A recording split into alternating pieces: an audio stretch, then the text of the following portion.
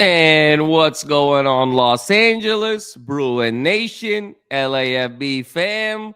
How we doing? Your dynamic duo back together again, the Thriller and Madman, for all of your UCLA football needs.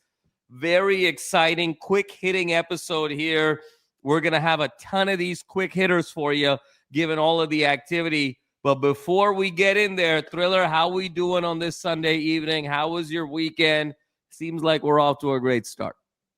Off to a great start indeed. There's so much UCLA news coming in right now, Madman, that it is hard to keep track of. I feel overwhelmed as a fan in the best way possible.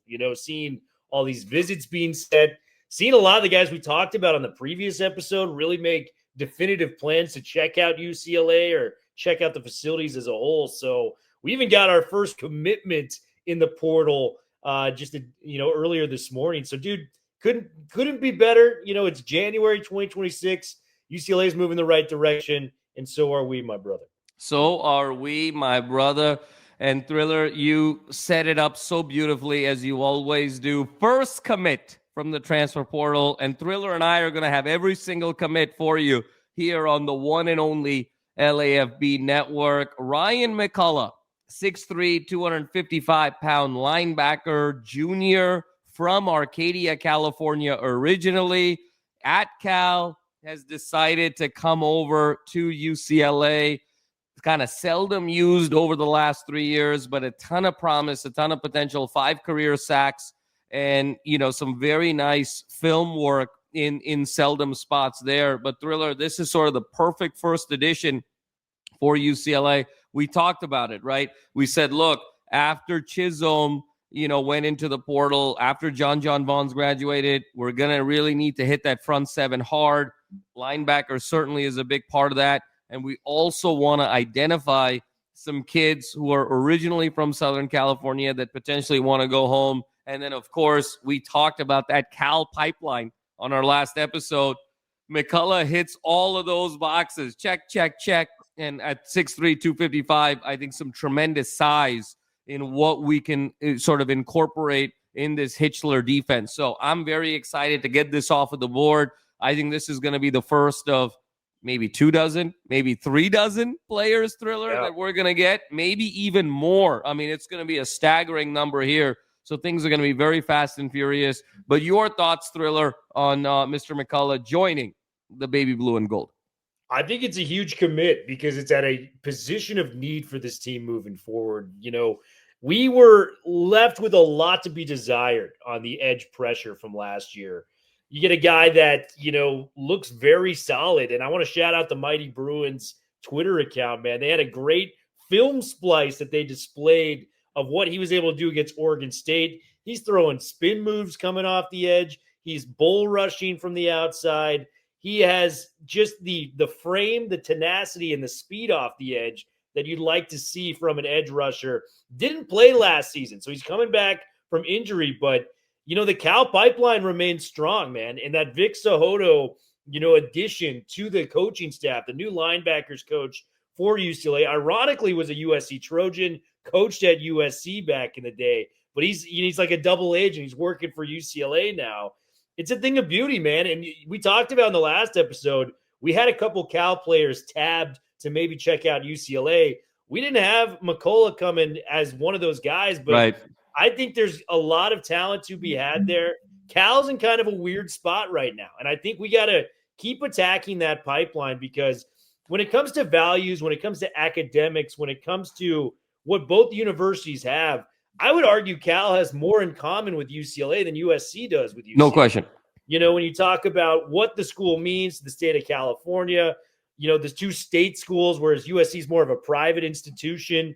It's, just they're always competing for that number one public university spot within the country. And you add football to that element. And I'm just so excited for this rivalry to come back because I think this has a chance to be literally insane year in and year out.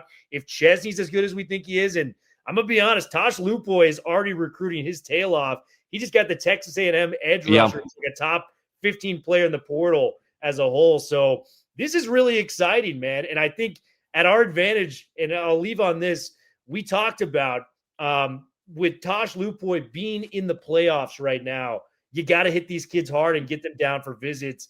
And we already struck gold with McCullough. Let's keep it going up and keep striking gold with the Golden Bears. Let's keep striking gold with the Golden Bears indeed, Thriller. I love that line. Maybe that needs to be the next T-shirt on the LAFB merch store right there. Hell yeah. But, Thriller, you sort of nailed it with McCullough.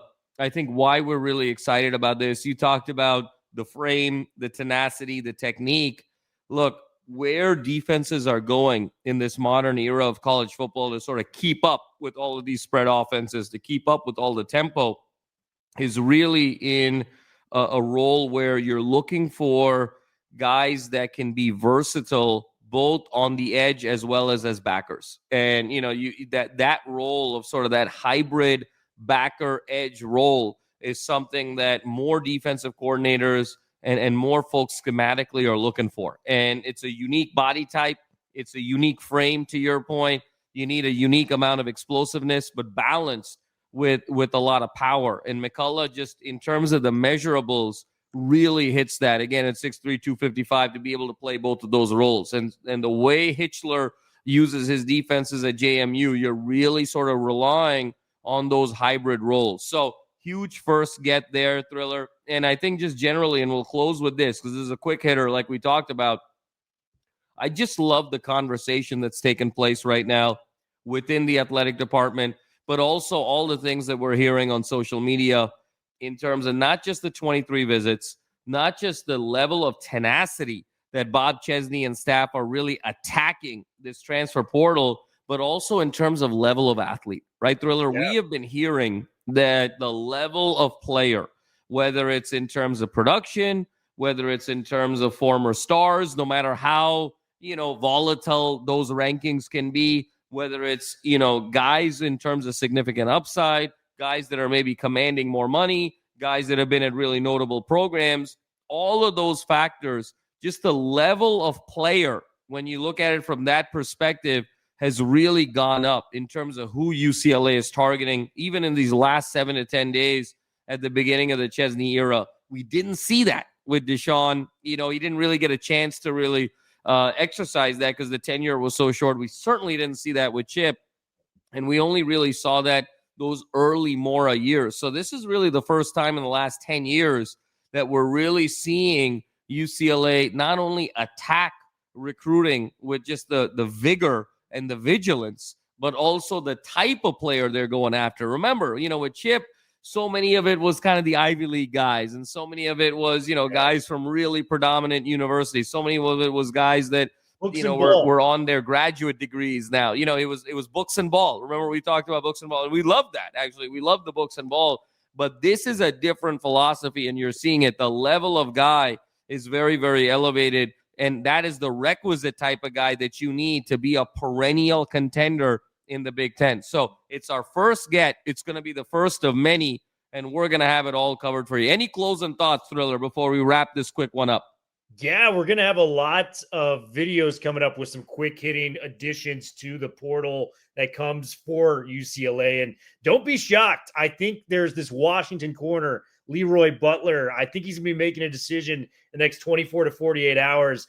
Strong lead per reports for UCLA right now. So we may get a guy that had 2 picks in the LA Bowl against Boise State this past bowl season. So things are trending in UCLA's favor. Women lie, men lie, but effort and stats do not. And the effort and stats are showing in spades right now from the UCLA staff. So you got to tip your cap to that. Tip the cap to them. Indeed, Thriller. Very exciting times ahead. And like we said, we always got you covered, the Thriller and Madman. Before we get out of here, obviously got to pay the bills. Hit that Sleeper app, #1 sports app on the market today. Real-time stats, fully immersive experience, real-time engagement.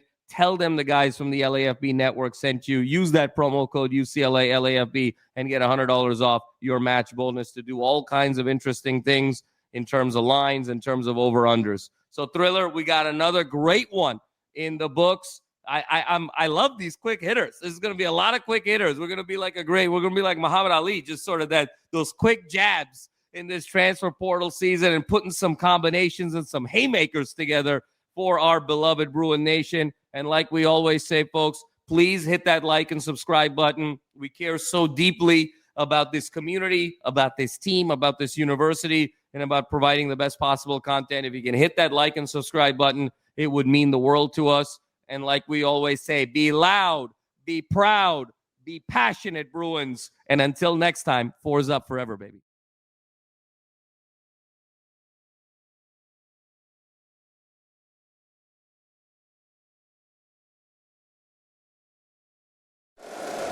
If you like the show, please take a moment to rate, review, and subscribe. It really does help the show to grow. Thank you for listening.